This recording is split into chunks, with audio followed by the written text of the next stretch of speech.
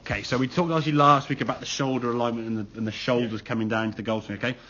If we zoom in on this one here now, there's a slight tendency, so that right shoulder sort of going forward, you're sort of trying to straighten yourself out there. Initially you stay a little bit closed, you can't see your left shoulder there now, then it kind of moves around a little bit here, bring that right shoulder back, square those hips up, okay? And then sort of shuffling on it. Now again, a little bit of this shuffling, I mean you're kind of, I would say, at the ball there, pretty much from the start of this video, and sort of shuffling and shimming around for quite a while. Still a little bit more. There you go, hang on, a bit more knee bend, and then where do we go? 14 seconds yet? 13 and a half seconds of fidgeting, and that was 0, and you'd already been set up, so it could have been even more than that, okay? Yeah.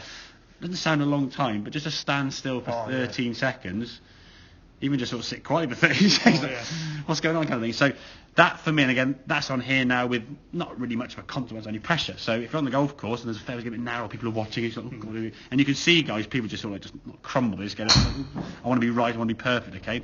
If your routine's a little bit kind of, where am I kind of thing, you're struggling, okay? Now, eventually, to your credit, you've got your shoulder, you can see your left shoulder just about visible there in front of your chest, you've got in a better position. Compared to this one here now, okay, you set better, but I couldn't see and I can only see your left shoulder now about here, and the club's gone back outside your right foot, so probably a good couple of feet or so.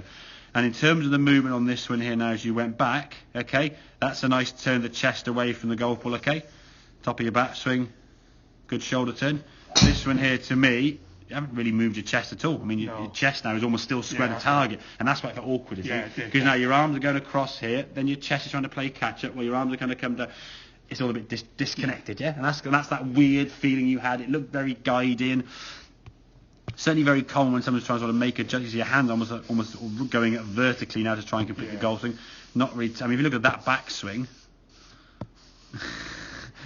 look how narrow that is compared to the one on the right hand side. Because this one had the square shoulders, your shoulder, and you turn your shoulders away, which gave you the space. If I turn my chest back to the golf ball now, my arms have got no space, which gives us this kind of very cramped look, and arms bending, club just gone, and that's why I say the shot's never going to be as good. Now, in credit to you, as you came back down, you kind of managed to time it well with your bike. Looked a bit guided, like I say, your shoulders stay back, and you're actually a reasonable shot towards target. This one here now was a much better backswing position, okay? As you came back down, okay, a little bit longer, but as you came back down, you came back in a really good position here now. The clubs didn't have a chance to catch up.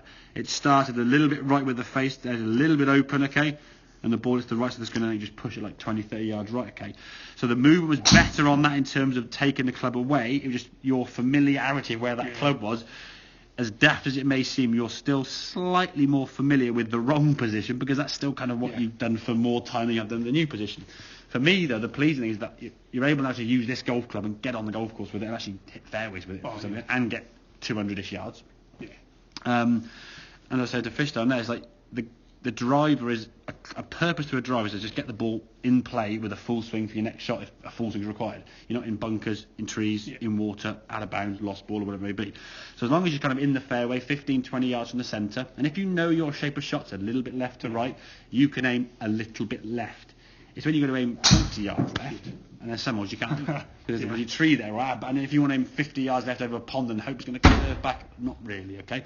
So try to get, and I think a lot of this sort of fidgeting didn't really help your swing there. Try and get in that routine, as daft as it may sound, especially on the range, practice that routine, even when you're not in golf balls. Practice the routine, so you can just stand on the golf and go boom, boom, boom, boom, boom, and you're done. You're not there going, where's this shoulder going? What happens? You end up moving one body part, that then feels correct, this doesn't feel correct. This, and it just, you always end. I think the other problem is the longer I stand there, the more my brain starts going. Well, your brain's thinking overload, and you think, if you sit in a car for 2 hours and drive it to, I don't know, West Wales somewhere, when you get the car, you're like, whoa, a bit stiff, innit? You stand over a golf ball for a long time, and that's not 2 hours, but a long time there, stood there not moving at all, you are going to stiffen up. And then to try and do anything with any kind of fluency, it's going to be difficult.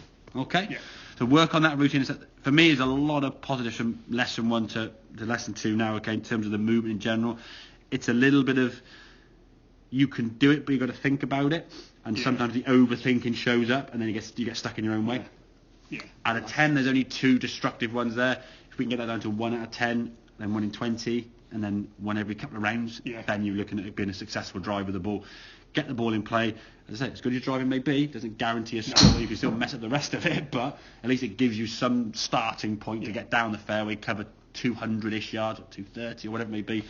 You then got a chance to tap the golf course over your next shots. Okay, mate? Yeah, that's excellent. cool. Good stuff, buddy.